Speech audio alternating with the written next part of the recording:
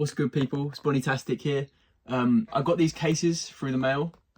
I imported them from Japan, got a really good deal. Remina, if you look on Amazon Japan, you can get like 20 of them for 1,500 yen, although the shipping is quite expensive. But yeah, these are like top loaders. I've been putting my Sword and Shield boxes in top loaders. I've put some in storage, some of like the more expensive ones, like my Sword Shield base sets like that. But yeah, these look pretty good. But it had me thinking, I just went and looked at the prices of these boxes.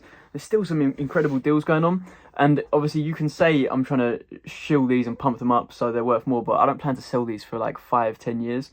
I still think they're too new. I was looking at the dates on some of these. I can't believe, like, Starbirth is 2021. That's 4 years. 4 years old, this box. I was looking at like prices for English and Japanese. I spoke about that recently in a video, and I'm seeing a lot of movement on the English side, but no movement on the Japanese side at all. If anything, like downward movement on the Japanese side still.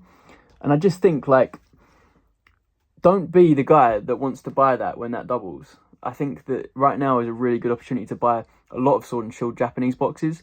I'm looking at Brilliant Stars go from like 130 to 150 to 200 to some sales of like 230 GBP pounds. And I'm looking at Starbirth do absolutely nothing. And it's the same set. You know, oh, Brilliant Stars has the Charizard though. Yeah, but so does Starbirth. Yeah, it's really interesting. Also, I think a set from 2021 in Japanese is out of print. And I say that with quite a lot of confidence. Can't guarantee anything, but the furthest I've seen them go back was summer 2024. They went back 2 years to Lost Abyss, which was 2 years old at that time. That is the like oldest reprint I've seen them do. You know, when it gets to that sort of 2-year point, they kind of don't reprint. So, I mean, that box at 4 years old, it's probably done. And to see them on the open market for like 50, 60 pounds, that's probably like 70 US dollars. I feel like that's a really good buy. Maybe you don't see any value in it because it's not doing anything at the moment. You've not seen it go up for a year. So you're thinking, oh, it's just rubbish. It's going to stay like that forever. But they're done producing it. And English is just continuing to climb. And when you get priced out of English, when you want a booster box, you can't afford it. You don't really care about buying ETBs and sleeved boosters and stuff like that. If you want the booster box, your only other option really is to look at other languages. Korean's still super cheap. You know, you got Thai, Indonesian, Chinese, stuff like that. But Japanese is usually people's second favorite to collect. And I just think, like, it's just sitting there. It's just sitting at a really good price, and no one's really touching it. I'm thinking, because now I'm like buying and selling, as like trying to be like a business. With the money I get, I'm just gonna hone in on stuff like this, because I think this is gonna do what Sun and Moon did in 2023. Maybe it won't happen for a year, might not happen for 2 years, but I've got the patience. Like I said, I'm sitting 5-10 years on a lot of these boxes, so it's fine. I'll just continue picking them up this year and next year. I think by the time Generation 10 comes out, I think these are going to have to start moving up in price, because people are going to be like, well, these are, you know, they're getting pretty old. It's from a golden era of Pokemon, Sword and Shield. People are going to look to start buying these up. And, you know, I want to already have them. I want to be selling to those people where I'm going to hold for a long time. But you don't want to be the one buying at that point. You want to be the one selling at that point, or you want to be holding already at that point. Because if you're buying when it's like starting to go up, or it's already just gone up, like, then you've got to wait even longer for gains. So, which sets would I recommend? I mean, looking at their current prices, Time Gazer, Space Juggler confused me with why they're so cheap. I know that Astral Radiance is probably the weakest of the Trainer Gallery sets, but, I mean, it's cheap for how old it is. Time Gazer and Space Juggler, I think they're pretty undervalued. I think Starbirth, obviously. Paradigm Trigger is so undervalued as well. I know it had a big reprint, and I know it's been reprinted like 2-3 times. It's still a Lugia set, and it's still arguably as strong as SM8 Super Burst Impact, which is like 180, 200 pounds a box. This just came out 4 years later. So if you can wait another 2 years, through 3-4 years, I don't know. I feel like I could see it doing what SM8's done. And you can still pick that up for £50, like 60 USD, 70 USD. So I think Paradigm Trigger, Starbirth, even Lost Abyss, if you can find a good deal. That box is starting to climb already though. and I'm not surprised. It was actually, I paid £130 for like some of my Lost Abyss boxes before the reprint. So, you know, that set is strong. Lost Origin is doing so well in English. I would like to say Fusion Arts, and I love this box. I think it's a brilliant box art and it's a great set, but you must remember that this set in Japanese doesn't have the Espeon VMAX, it doesn't have the Celebi V, and it doesn't have the Gengar VMAX. Because all of these in Japan were released in different products. This just has the Mew VMAX. So I don't know if I'd recommend it. I want to recommend it because I have like 10 of them and I want them to do well. But realistically, it's not the same set as Fusion Strike.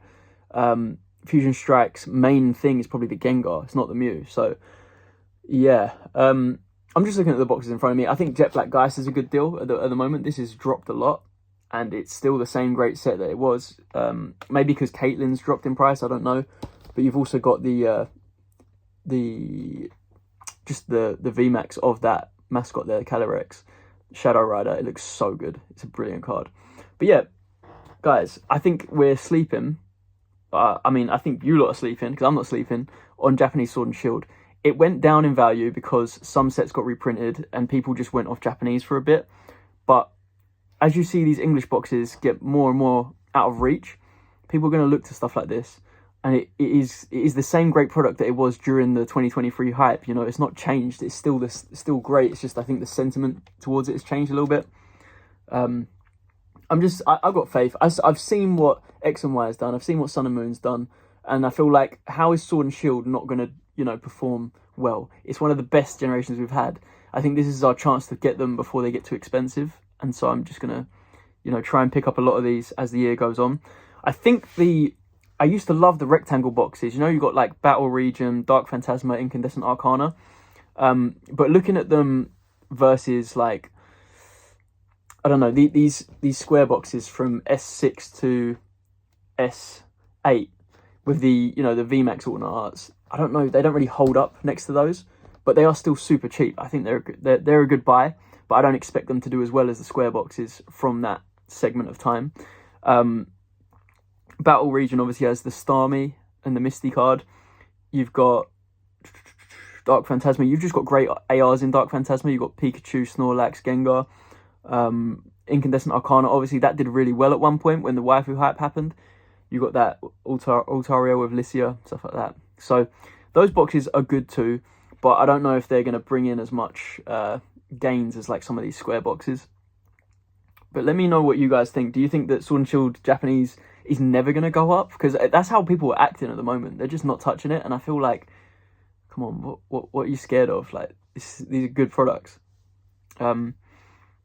So be on the lookout. If you see any auctions and the box doesn't look resealed, maybe just throw a bid on it. You know, you might get a good deal. Some of the auctions I saw in 2024 for Sword and Shield boxes in Japanese was crazy. Some of the prices, like really low. I can't believe how low some boxes went, and it just doesn't really make sense. Like, why? These are good products. I'm still picking up Japanese Sun and Moon when I see good deals. Obviously, those went really high in 2023. They've come down quite a bit, like 20%. Some sets more, some sets less. And I'm picking those up when I see good deals. Sets like Dark Order and Fairy Rites aren't the strongest, but you can still pick them up for like £100, slightly less, slightly more. So be on the lookout for those.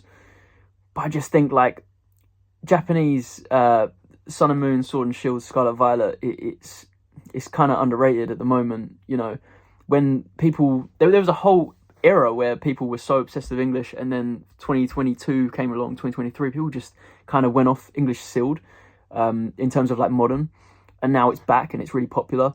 And I feel like when that's happening, the other language gets a little bit less clout or gets less attention, and so this is the time when you want to be buying that other language. And then eventually in a year, 2 years, 3 years, Japanese is going to get some hype, and hopefully you'll have boxes ready to sell or just to keep holding, do whatever you want to do. But you don't want to be buying when the hype's already there, because then you're just losing money. So that's my take on it. Japanese Sword and Shield, mwah, I love you. I'm gonna keep buying it, and I feel like I'm kind of priced out of English Sword and Shield now. Unless the prices come down, I don't see myself buying any more booster boxes for English Sword and Shield. I just feel like it's gone too far. I had too many opportunities that I passed up. You know, I've got a fair share, but I won't be adding any more at these prices. Whereas these boxes, I will be adding more. They haven't had that kind of growth yet. And I say yet in brackets, like I feel like it's coming, but who knows when. If you've got the patience and you've got some money, could be a good buy. I'm about 240 Japanese Sword and Shield boxes deep at the moment. I'd like to get to 300 like during this year. We'll just have to see what good deals I can find. But yeah, good luck guys on your journey. Keep collecting. Mwah.